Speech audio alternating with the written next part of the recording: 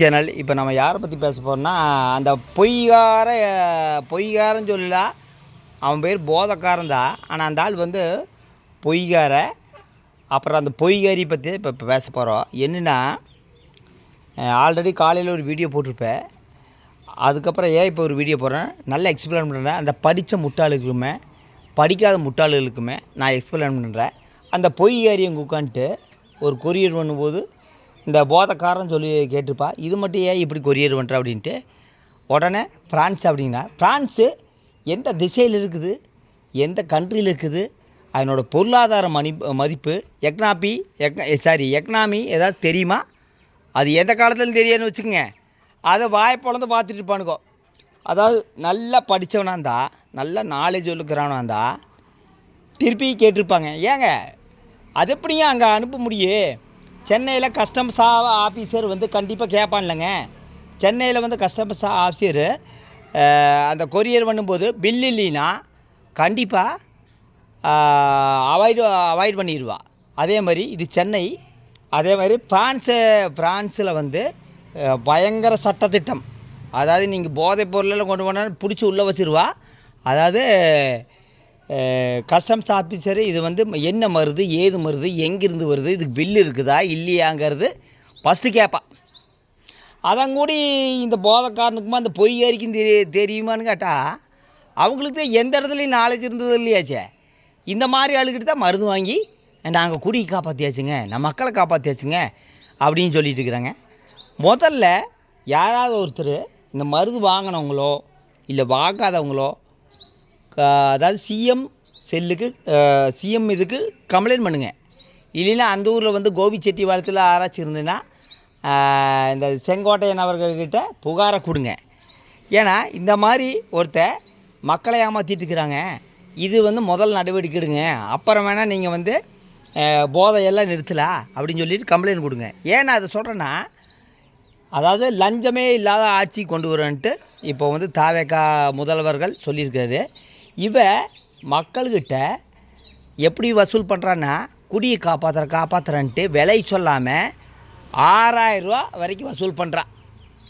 இதை விட ஒரு ஊழல் வந்து நீங்கள் எங்கேயுமே பார்க்க முடியாது.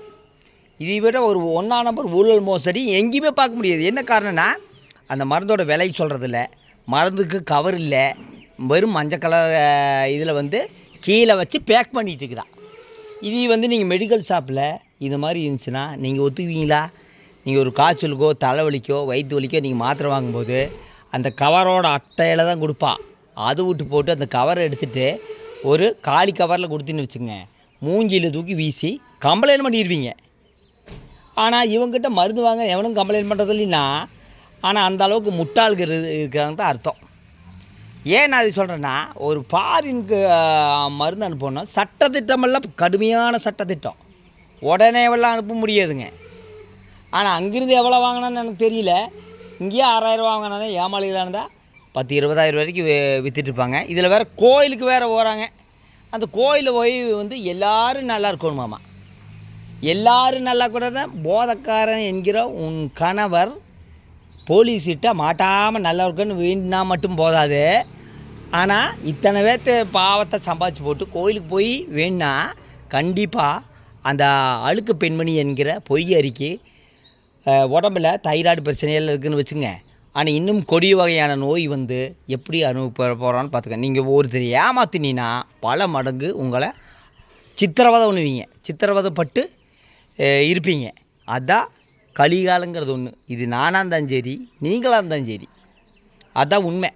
இதில் உட்காந்துட்டு அந்த அம்மா என்ன சொல்லுதுன்னு அங்கே உட்காந்துட்டு அந்த கொரியர் பேக் பண்ணும்போது எத்தனை பேர்த்த காப்பாற்றியாச்சுங்க, எத்தனை பேர் எங்களுக்கு வந்து செலவைக்க போகிறாங்க, எத்தனை பேர் எங்களை வாழ்த்த போகிறாங்க, இதெல்லாம் வந்து சொல்லி மக்களை திசை திருப்பி மறுபடி குடி நிறுத்துகிற மருந்துங்கிற பேரில் ஒரு பிரார்த்தனை பண்ணி கலப்பட மருந்து இவன் சேல்ஸ் பண்ணிகிட்டு இருக்கிறான்.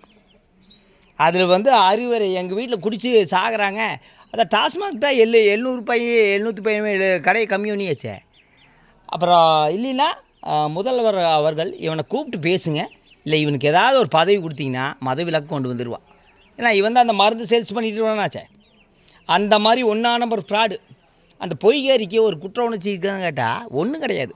மக்களை காப்பாற்றியாச்சுங்க. வாயை பாருங்க, மக்களை காப்பாற்றியாச்சுங்க. எத்தனை மக்களை காப்பாற்றுறீங்க நீங்கள்? நான் கேட்குறேன், லிஸ்ட்டு கொடு, இல்லை அவங்க ஃபோன் நம்பர் கொடு, நான் கேட்குறேன். இல்லை அந்த மக்களை காப்பாற்று லிஸ்ட்டு ஃபோன் நம்பரில் கொடுத்து ஒரு பேட்டி எடுக்க வைங்க. இல்லைன்னா பாலிமர் சேனல்லே, நியூஸ் 7 சேனலில் நான் அனுப்பிச்சுட்றேன், உங்கள் வீட்டுக்கு அனுப்பிச்சுட்றேன். எவ்வளோ ஒரு பொய், எவ்வளோ ஒரு ஃப்ராடு. ஏன்னா சம்பாதிக்கிறதுக்கு 1000 வழி இருக்குது. ஆனால் இப்படியெல்லாம் உட்காந்துட்டு பிச்சை எடுக்கக்கூடாது. என்ன காரணம்னா வீடியோவே ஓட்டிருக்க மாட்டா. இவன் சேனலில் வீடியோவே வராது. ஏன்னா அந்தளவுக்கு வருமானம். யூடியூப்பில் உட்காந்துட்டு 40,000 சம்பாதிச்சிட்டு இருந்தா இன்றைக்கி மாதம் 2 லட்சம் 3 லட்சம் வருமானம் வந்துட்டுக்குது. இன்கம் டேக்ஸ் கட்டுறதில்ல, வரி கட்டுறதில்ல, எதுவும் கிடையாது. ஒரு நாள் மொத்தமாக மாட்டுவா. இன்கம் டேக்ஸ் கிட்ட மாட்ட போகிறா, ஒரு நாளைக்கு போலீஸ்கார்கிட்ட மாட்ட போகிறா. அதுலேருந்து இவன் விடுபடவே முடியாது. அப்புறம் அவனை பற்றி பேசும்போது மட்டும் கொந்தளித்து வந்து பேசுவாங்க. நம்மளுக்கு தேவை இலவசம் மட்டும்தான். அடுத்தவங்களை பற்றி நான் சிந்திக்கிறதே கிடையாது. இவனோட பிராடுத்தனத்தை நான் தெரிய வைக்காமல் நான் விடவே மாட்டேன். அது வந்து இவன் என்ன வேணால் சொல்லி போட்டுங்க. ஆனால் இந்த ஆளோட ஃப்ராடு பித்தளத்தனத்தை ஒரு நாள் மீடியா முன்னாடி கொண்டு போய் இவனோட முகத்திலேயே நான் கிழிப்பேன். எல்லாமே நம்மக்கிட்ட இருக்குது, எல்லா எவிடன்ஸும் இருக்குது. இதுக்காக நம்ம டைம் ஒதுக்க முடியாது. நம்மளுக்கு 1008 வேலை இருக்குது. அதனால் என்ன சொல்கிறேன்னா, இந்த கஸ்டம்ஸை பற்றி தெரியாதவ உளராதீங்க உட்காந்துட்டு. ஒரு வெளிநாட்டுக்கு ஒரு பார்சல் பண்ணோன்னா கடுமையான சட்டத்திட்டங்கள்லாம் இருக்குது. அது விட்டு போட்டு ஃப்ரான்ஸுக்கு அனுப்புனேன், அமெரிக்காவுக்கு அனுப்புனேன்ட்டு ஏமாற்றி விற்று உங்களை திசை திருப்பா. இவங்ககிட்ட மருந்து வாங்கினீங்கன்னா அந்த வேஸ்ட்டு, உங்கள் காசு வேஸ்ட் பண்ணாதீங்க. திருப்பி வீடியோவில் சொல்கிறேன். இதுக்கு மேலே அவங்க மருந்து வாங்கி அவனை பணக்காரனாக்கோன்னா ஒன்றுமே பண்ண முடியாது. ஒரு 10 பேக்கெட் வாங்குறது 1000 பேக்கெட் வாங்கிக்கிங்க. நானே சொல்கிறேன், 1000 பேக்கெட் வாங்கி கொடுங்க. ஓகே, அடுத்த வீடியோவில் சந்திக்கிறேன். நன்றி, வணக்கம்.